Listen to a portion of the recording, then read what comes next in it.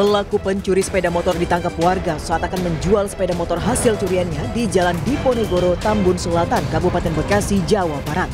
Pelaku ditangkap setelah ia menawarkan motor hasil curian melalui media sosial. Melihat unggahan pelaku, pemilik motor kemudian berpura-pura menjadi pembeli dan sepakat bertemu dengan pelaku. Saat mengetahui dirinya dijebak, pelaku sempat berusaha kabur, namun diteriaki korban hingga akhirnya ditangkap warga. Ia nyaris diamuk massa sebelum anggota kepolisian sektor Tambun Selatan tiba di lokasi. Diteriaki maling. Berapa orang, Kong? Satu orang. Dia sekarang mau polsek, Mas.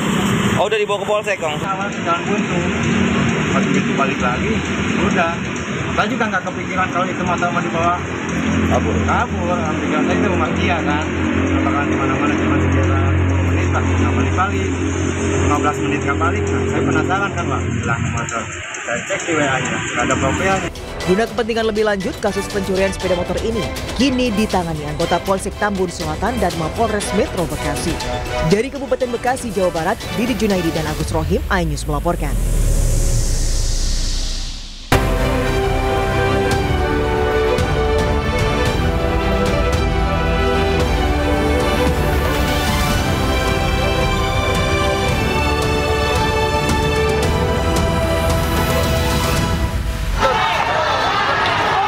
Seorang pria bersimbah darah usai terlibat tawuran di Jalan Saharjo, Tebet, Jakarta.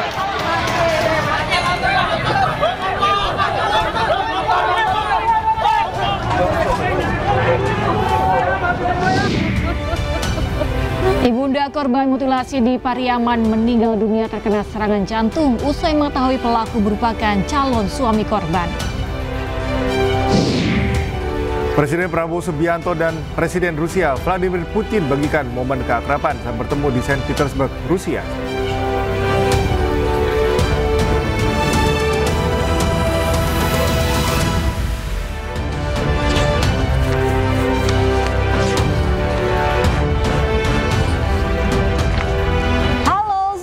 Pemirsa iNews Pagi kembali hadir melengkapi informasi Anda pagi hari ini. Ya, selain 3 berita utama tadi, sejumlah informasi menarik lainnya juga telah kami siapkan untuk Anda. Bersama saya, Cika Mutazam. Dan saya Galuh Pandu, inilah iNews Pagi selengkapnya.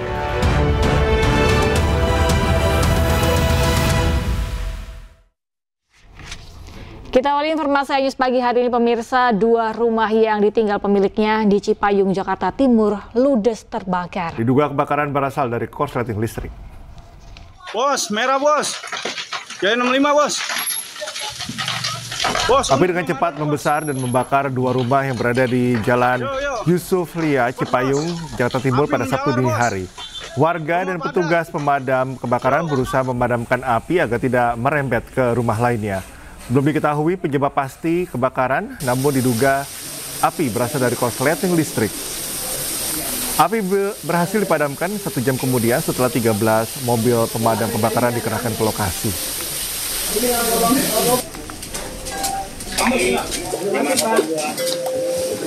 Tetangganya tuh ada asap gitu. Saya kan nggak ada di rumah, bapaknya lagi main di situ. Berarti posisi rumah kosong. Posisi rumah kosong. Kalau feeling ibu ini dari elektronik atau dari? Ya nggak tahu saya. Nggak tahu. Toto udah gede aja. Toto udah gede aja nih. Toto rumah ibu ini udah teriak-teriak, tolong. Terus langsung buru. Pengemudi ojek daring di Jakarta dikejutkan dengan pesanan mencurigakan berisi narkoba. Ya, 1 gram sabu diselundupkan dalam kemasan biskuit dan nyaris terkirim ke tangan pemesan.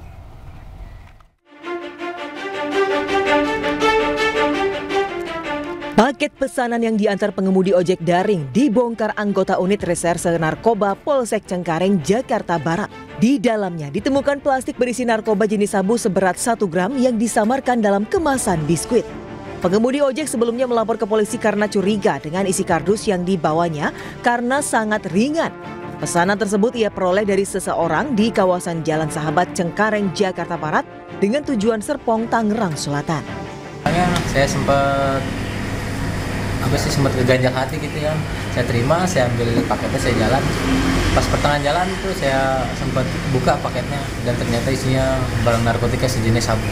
Oh, kira-kira berapa? 2 kantong. Berapa berat itu Bang? Kurang paham juga ya? 1 gram lah. Kasus temuan narkoba jenis sabu ini kini masih diselidiki anggota Polsek Cengkareng. Polisi pun langsung memburu pengirim maupun pemesan barang haram itu. Dari Jakarta, Rizky Valupi Anyus melaporkan.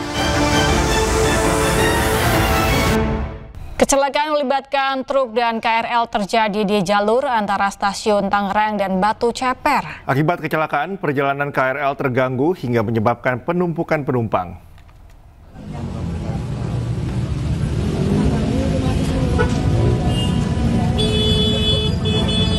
Sebuah kecelakaan melibatkan truk dan rangkaian kereta komuter lain atau KRL yang tengah melaju dari stasiun Tangerang menuju stasiun Duri pada Jumat pagi.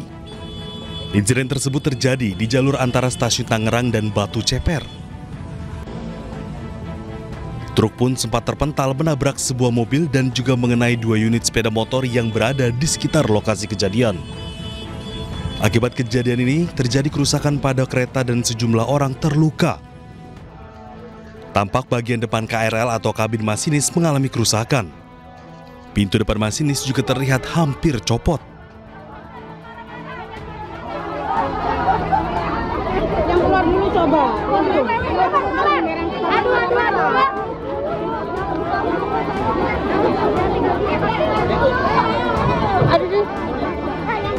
Perjalanan KRL pun sempat terganggu selama proses evakuasi dan penanganan oleh petugas.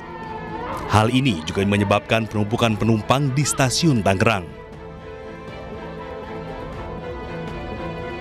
Selama proses penanganan, KAI Komuter memberlakukan rekayasa perjalanan.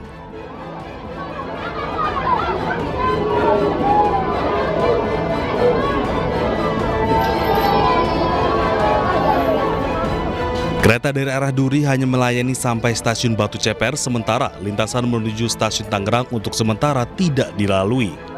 Diketahui proses evakuasi kereta dan truk kini telah selesai dilakukan. Dari Tangerang, Banten, Tim Liputan iNews melaporkan.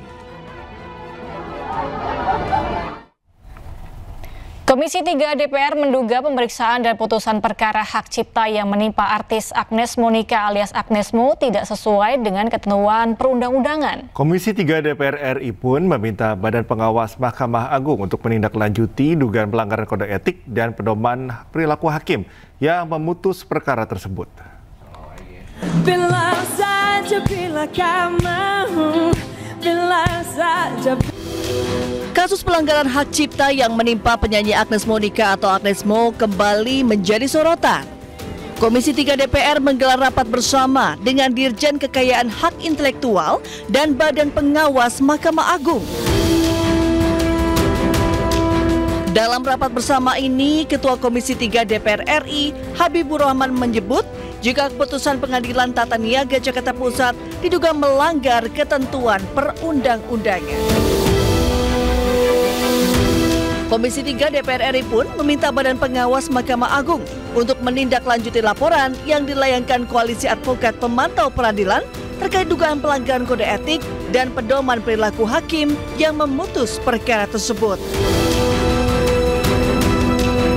Komisi 3 DPR RI meminta kepada Bawas Mahkamah Agung untuk menindaklanjuti laporan yang disampaikan oleh Koalisi Advokat Pemantau Peradilan terkait dugaan terjadinya pelanggaran kode etik dan pedoman perilaku hakim pada Pengadilan Negeri Jakarta Pusat yang memeriksa dan mengadili perkara dengan register nomor 92/PDT-sus/HK/Hak Cipta 2024 PN Niaga Jakarta Pusat yang diduga pemeriksaan dan putusannya tidak sesuai dengan ketentuan perundang-undangan.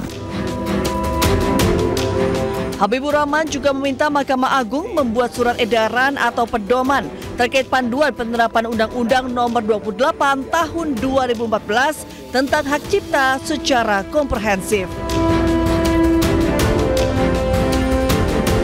Sebelumnya pada 30 Januari lalu, Hakim Pengadilan Niaga Jakarta Pusat menyatakan Agnes Mo melanggar hak cipta karena menyanyikan lagu Bilang Saja tanpa izin kepada komposer.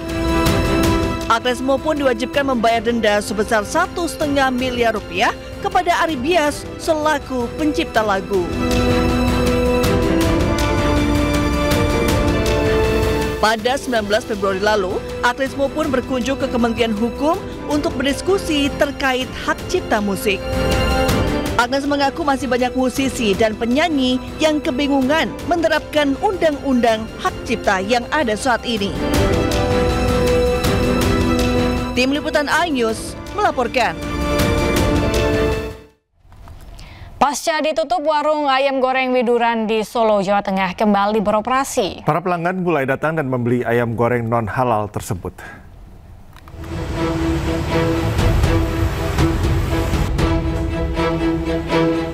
Inilah suasana di warung ayam goreng Widuran, Kota Solo. Jumat pagi pukul 7.00, warung ini sudah buka kembali. Pelanggan pun mulai berdatangan ke tempat ini. Sebelumnya, warung ayam goreng Widuran sempat ditutup karena mengandung bahan makanan non-halal pada kremesan ayam goreng. Manajemen ayam goreng Widuran mengklaim telah mengikuti imbauan pemerintah Kota Solo dan memperbaiki pelayanan. Jadi sesuai dari Pak pemerintah Kota Solo, kan kita sudah diperbolehkan buka kembali, beritanya dari minggu lalu kita juga merespon hal tersebut dengan baik. Lalu kami juga sempat ketemu dengan dinas-dinas yang terkait, juga sesuai himbauan pemerintah kota, kami sudah memperbaiki semuanya dengan melabeli non-halal seperti di kemasan dan di MMT dan di berbagai semualah etalase. Kami sudah lakukan semua, dan perizinan untuk NIB juga kami sudah mendaftarkan lagi dengan non-halal seperti itu ya.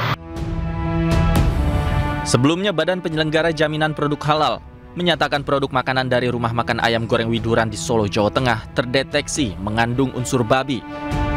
Tidak hanya kremesan, berdasarkan hasil uji laboratorium yang dilakukan BPJPH, ayam gorengnya juga mengandung unsur babi. Hasil ini didapatkan pasca BPJPH menguji 7 sampel dari restoran ayam Widuran yang mencakup ayam, kremesan, bumbu, kecap, sambal, hingga minyak yang digunakan untuk memasak. Dari Solo, Jawa Tengah, Septiantoro, iNews melaporkan. Pemirsa, untuk melengkapi penyidikan, Polres Padang Pariaman menelusuri lokasi pembunuhan dan mutilasi Septia Adinda. Sementara potongan tubuh korban yang telah berhasil ditemukan hingga Jumat malam sebanyak 6 dari 10 potongan.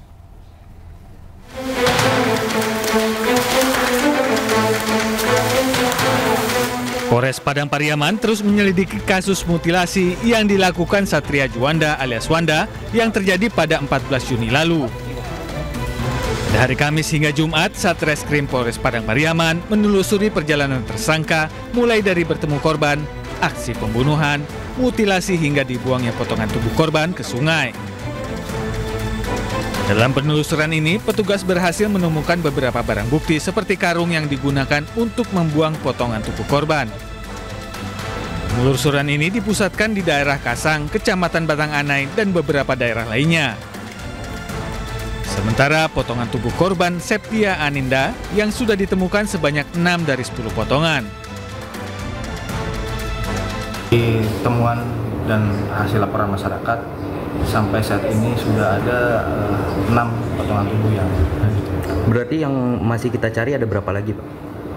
Masih yang kami belum ditemukan adalah ada 4 potongan tubuh. Saat ini, 6 potongan tubuh korban masih berada di Rumah Sakit Bayangkara. Dari Padang Pariaman, Sumatera Barat, Eka Guspriyadi, iNews melaporkan.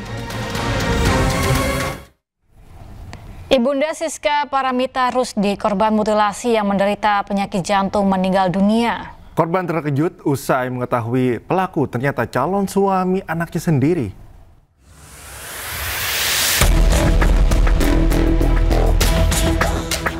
Feni, ibu Siska Paramita Rusdi, dinyatakan meninggal dunia setelah pelaku mutilasi Wanda diketahui sudah ditangkap. Pasalnya, Wanda merupakan calon suami anaknya yang diketahui juga sebagai pelaku pembunuh anaknya yang hilang pada tanggal 12 Januari 2024 lalu.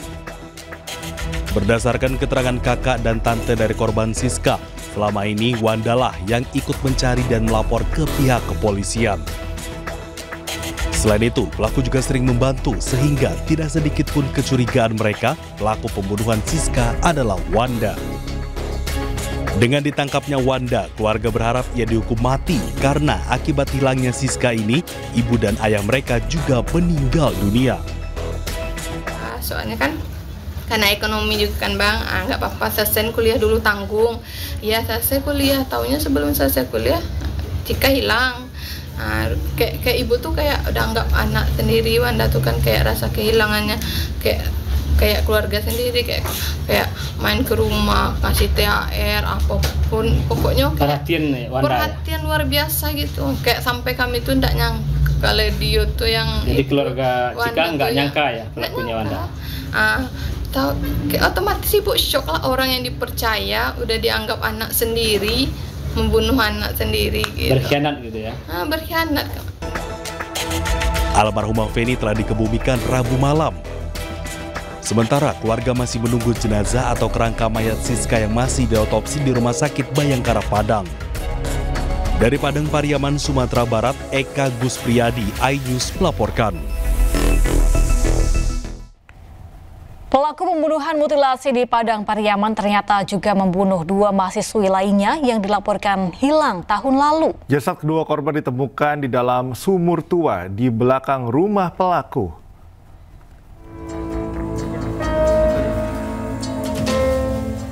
Tak ada yang menyangka Satria Juhanda alias Wanda yang merupakan mahasiswa ternyata pembunuh berdarah dingin. Terungkap pelaku pembunuhan mutilasi terhadap Setia Ananda ini juga membunuh 2 mahasiswi lainnya, Adek Gustiana alias Dede dan Cika tahun lalu.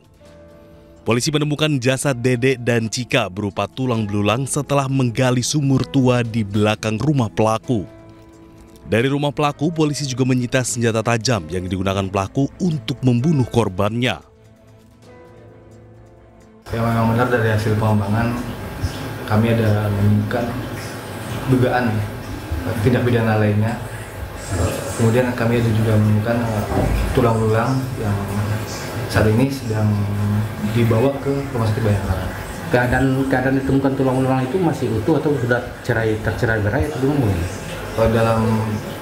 Pada saat kami temukan keadaannya sudah tidak utuh lagi, maksudnya tidak di satu tempat yang sama. Tidak satu tempat yang sama. Jumlahnya itu ada 2 orang atau bagaimana? Berdasarkan temuan 2 orang jumlahnya? Berkemungkinan jumlahnya ada 2 orang. Terungkapnya pembunuhan Dede dan Cika dilaporkan hilang 1,5 tahun lalu membuat keluarga terkejut. Lantaran pelaku ikut saat pencarian korban dan bahkan sering menghubungi keluarga untuk menanyakan keberadaan korban. Keluarga korban berharap pelaku diganjar hukuman berat.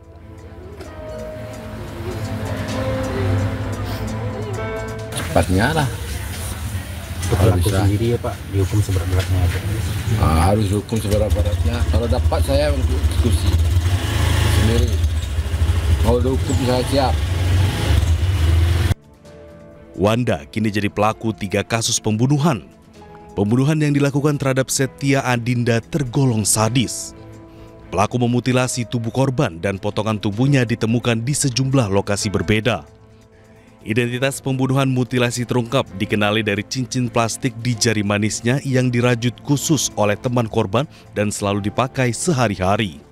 Pembunuhan dipicu sakit hati korban tidak membayar utang sebesar 3 juta rupiah. Tim Liputan iNews melaporkan. Unjuk rasa mahasiswa desak penutupan tambang ilegal di Nrekang, Sulawesi Selatan berujung ricuh. Bentrok dengan aparat tak terhindarkan ketika massa mencoba membakar ban.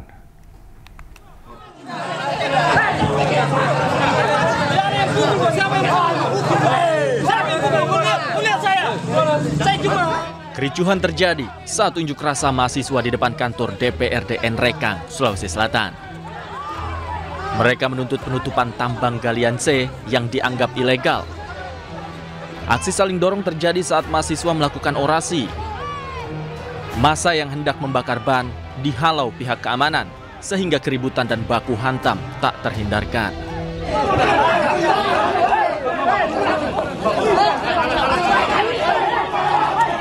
Akibatnya 1 orang pengunjuk rasa mengalami luka, sementara beberapa lainnya terlibat kejar-kejaran dengan petugas.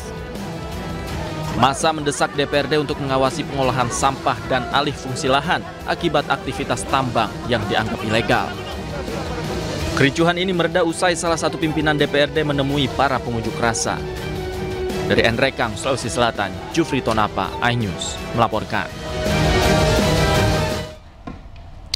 2 tersangka penganiayaan pedagang gas di Labuhan Deli, Sumatera Utara hingga kini belum ditahan Kejaksaan Negeri. Padahal polisi telah menetapkan 2 tersangka meski ditangguhkan.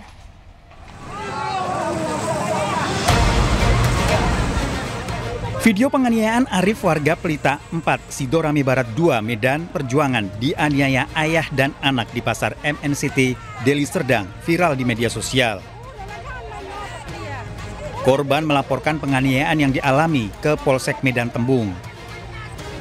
Penganiayaan yang dilakukan bulan November 2024, namun hingga kini kasusnya tak berjalan. Polisi sebelumnya menetapkan 2 pelaku sebagai tersangka, namun ditangguhkan dan belum ditahan Kejaksaan. Korban berharap kasus ini bisa diselesaikan secara hukum yang berlaku. Dari Medan, Sumatera Utara, Aminur Rosyid, iNews melaporkan. Pemirsa, 8 muda-mudi diamankan polisi karena diduga melakukan perbuatan asusila di sebuah gedung kosong tanpa penerangan di Makassar, Sulawesi Selatan.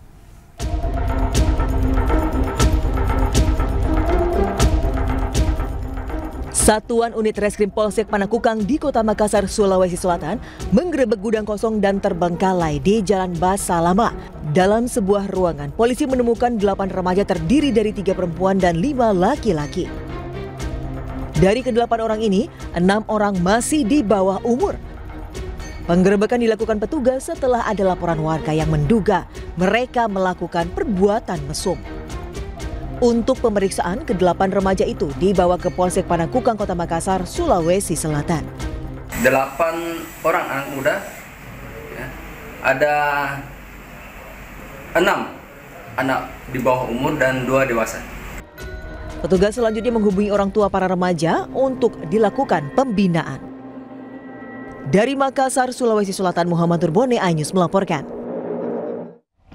Sebuah motor metik raib digasak maling di kawasan Kebon Jeruk, Jakarta Barat pada Jumat subuh.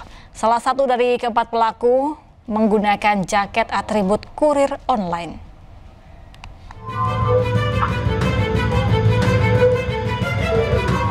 Aksi pencurian sepeda motor di wilayah Kebon Jeruk, Jakarta Barat terekam CCTV. Sebuah motor metik menjadi sasaran kawanan pelaku. Salah seorang dari ke-4 pelaku mengenakan jaket atribut kurir online. Pelaku terbilang cukup nekat karena lokasi kejadian ini tak jauh dari Polsek Kebon Jeruk. Pagar rumah tempat motor diparkir tidak dalam keadaan terkunci gembok saat kejadian hingga kondisi ini dimanfaatkan kawanan pelaku. Kemalingan motor ya di sini tadi sekitar jam 5. Ada bukti CCTV-nya di sini, ntar mungkin bisa abang minta ya. Jadi korbannya